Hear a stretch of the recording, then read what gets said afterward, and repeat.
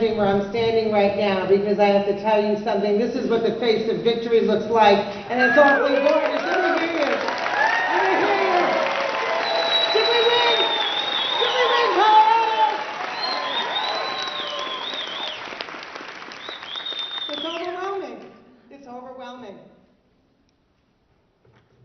But even as we rightfully celebrate all of our victories, we know there's still work to do. And that's why I've come before you today with my friend, my colleague, my beloved Ife Tayo Harvey. Tonight 500,000 people are going to be in prison for a drug law violation. 109 of them in the federal system alone. And we sometimes say numbers, but not the human consequence, the real world experience of what happens when we disrupt and disassemble families and communities. Ife Tayo Harvey came to us. We were so blessed and fortunate this summer to work in our media offices in New York. And she wound up talking about something she'd never even talked about with her family, about her own experience. I'm not going to say any more, but I want to, because she'll say it more beautifully than I ever could. I'm going to ask you to join me in welcoming this beautiful young woman, 21, Smith College student, a senior, a major in African Studies and History, and whose great truth is going to mean our freedom.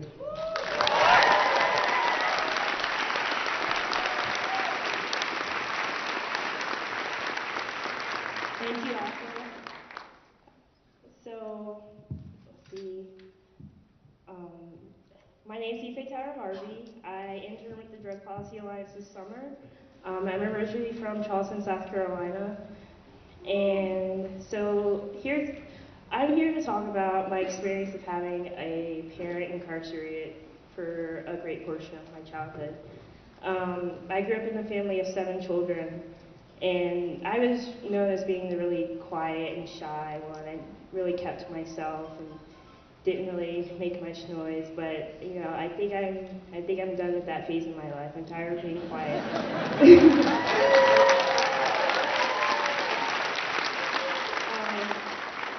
And I'm tired because I learned that being quiet, like bottling up all that anger and frustration, it turns into pain, and that hurts.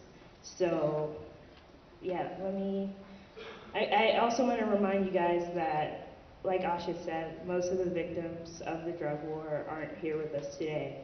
They're in prisons, they're in foster homes, they're in hospital beds, or on the path of rehabilitation. My dad, his name is Dexter Harvey. He immigrated to the United States in the late 1970s. He was working as a migrant worker in Orlando, Florida. So while he was there, he was propositioned by an undercover cop to sell cocaine. And as a new immigrant who was seeking to financially support his family back at home, he accepted. After being arrested and put in jail, he paid bail and he skipped town. 10 years later, okay.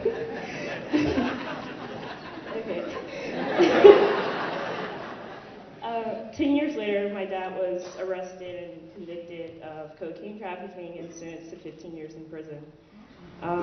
He only served 8 years, and he was deported back to Jamaica. And for me, while he was in prison, you know, I always hoped that I would have that like conventional father-daughter relationship, like Dr. Huxtable had on the Cosby Show with all of his kids. But it took me until like my freshman year of college to actually realize that that was never going to happen. But I also understood that that was okay. Like, it was okay for me to not have that typical relationship. And I also learned that rebuilding a broken relationship is possible. It's not easy by any means, but it's definitely possible. So that helped me learn like how to value people even with their shortcomings.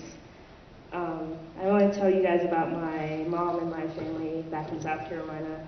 So my mom has 7 kids, 5 from a previous marriage, and me and my younger brother with my father. And after my dad went to prison, my mom was stuck to raise 7 kids by herself. And as many of you can probably guess, that's not really easy. I really admire my mom deeply for holding our family together.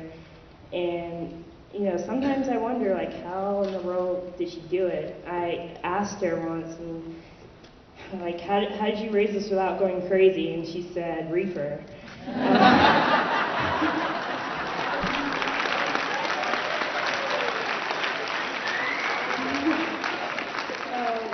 But I think it could also be the fact that I have 5 older siblings who kind of acted as a second parent to my mom, and without them I wouldn't be here.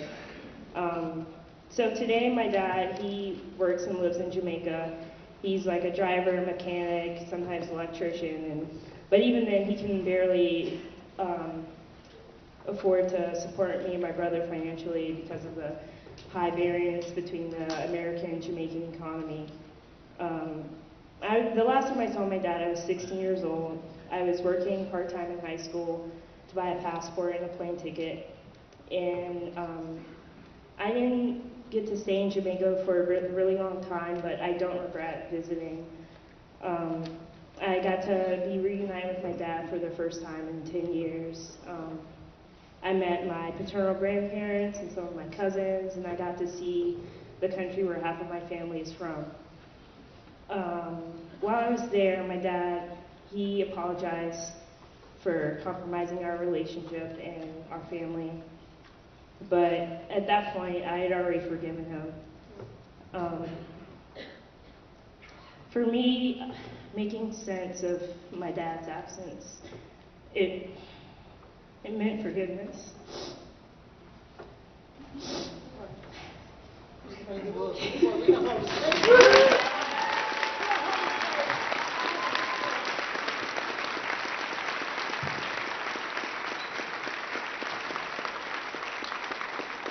But I want to emphasize that forgiving is not easy, it's a process.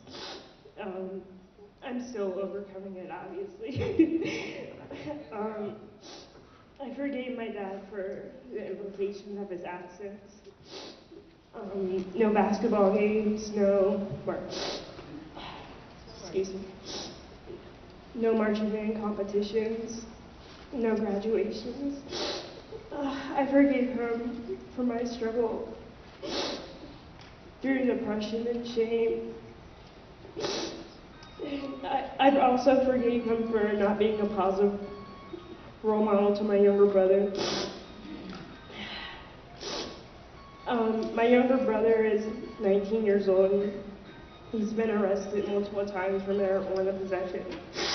And so sometimes I wonder, who can he talk to for him to understand that the criminal justice system doesn't work for people like me? But I don't know. I don't have all the answers. But I'm gonna keep looking, and until I find the answers, I'm gonna keep telling my story and listening to everyone else's. Thank you.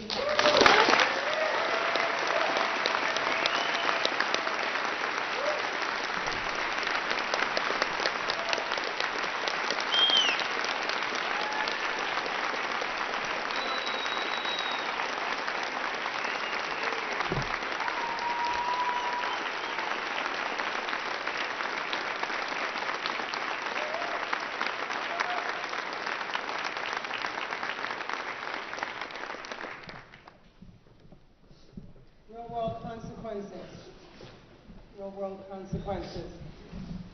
But you know, another consequence is our own power. We know that. We know we have the power to change laws. And if there's anybody in this room today who's had their life disrupted or otherwise dismantled because they went to prison, let me hear you. Let me hear you. You're heard in this room today And if you've ever loved someone, if you've had a family member who's been in prison, let me hear you say it. Let me hear you, I can't hear you. If you've ever been horrified that people were sent to prison simply for what they put in their body, not for the harm they caused everybody else. Let me hear you this morning. And now, we're going to let the Obama administration hear us. We're going to let him hear us.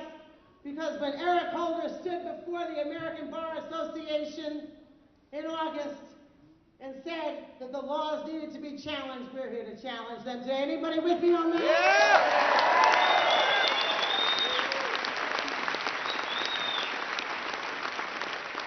109,000 people, take out your phones.